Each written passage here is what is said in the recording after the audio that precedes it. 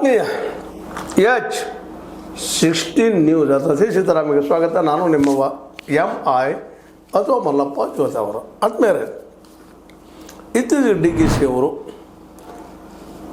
ವಿಶೇಷವಾಗಿ ಭಾರತ್ ಜೋಡೋ ಯುವ ಸಂಘಟನೆಯನ್ನು ನೇಮಿಸಬೇಕು, ಮಾಡಬೇಕು.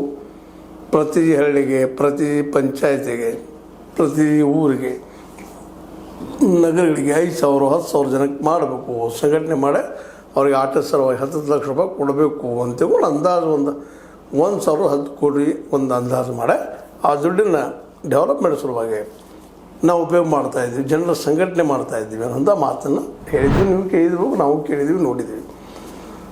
ಈ ಒಂದು ದೊಡ್ಡ ಪ್ರಯತ್ನಕ್ಕೆ ಹಾಕಿದ ಕಾರಣವೂ ಈಗಾಗಲೇ ಹಿಂದೆ ನಮ್ಮ ಎಪಿಸೋಡಲ್ಲಿ ತಿಳಿಸಿದ್ವಿ. ಇಲ್ಲ, RSSಗೆ ಒಂದು ಪ್ರತಿಸ್ಪರ್ಧಿ ಸಂಘಟನೆ ನೇಮಿಸಬೇಕಾಗಿತ್ತು, ಅದಕ್ಕಾಗಿ ಸಂಘಟನೆ ಮಾಡ್ತಾ ಇದ್ದಾರಂತೆ ಭಾಳ ಜನ ಮಾತಾಡ್ಕೋತಾ ಇದ್ದಾರೆ ಅನ್ನೋಂಥ ಮಾತು. ಆ ದಿಶೆಯಲ್ಲಿ ನಮ್ಮ ಜಗದೀಶ್ ಶೆಟ್ಟರ್ ಅವರು, ಮಾಜಿ ಮುಖ್ಯಮಂತ್ರಿಗಳು, ಒಬ್ಬ ಜವಾಬ್ದಾರಿತವಾದಂಥ ನಾಯಕರು, ಅವರು ಬೆಳಗಾವಿಗೆ ಭೇಟಿ ಕೊಟ್ಟಾಗ ಈ ನಮ್ಮ DKC ಅವರು ಮಾಡಿದಂಥ ಈ ಒಂದು ಏನು ಪ್ರಸ್ತಾವ ಅದರ ಬಗ್ಗೆ ವಿರೋಧ ವ್ಯಕ್ತಪಡಿಸ್ತಾ ಇದ್ದಾರೆ. ಮುಖ್ಯಮಂತ್ರಿ DK ಶಿವಕುಮಾರ್ ನೇತೃತ್ವದ ಸರ್ಕಾರವು ಯುವಜನರ ಕಲ್ಯಾಣದ ಹೆಸರಿನಲ್ಲಿ ಸ್ವಪಕ್ಷದ ಕಾರ್ಯಕರ್ತರನ್ನು ಪೋಷಿಸುವ ಲಜ್ಜೆಗೆಟ್ಟ ರಾಜಕಾರಣಕ್ಕೆ ಕೈ ಹಾಕಿದೆ. ಲಜ್ಜೆಗೆಟ್ಟಂಥದ್ದು ನಮ್ಮ ಪಕ್ಷ ಬೆಳೆಸುವಾಗ ಸರ್ಕಾರ ದುಡ್ಡನ್ನು, ಖಜಾನೆ ದುಡ್ಡನ್ನು ಉಪಯೋಗ ಮಾಡ್ತಾಯಿದ್ದು ತಪ್ಪು ಅಂತ ಆಬ್ಜೆಕ್ಷನ್ ಮಾಡ್ತಾಯಿದ್ದಾರೆ. ಅವರ ಹೇಳಿಕೆಯಲ್ಲೂ ಸರಿಯಲ್ಲ.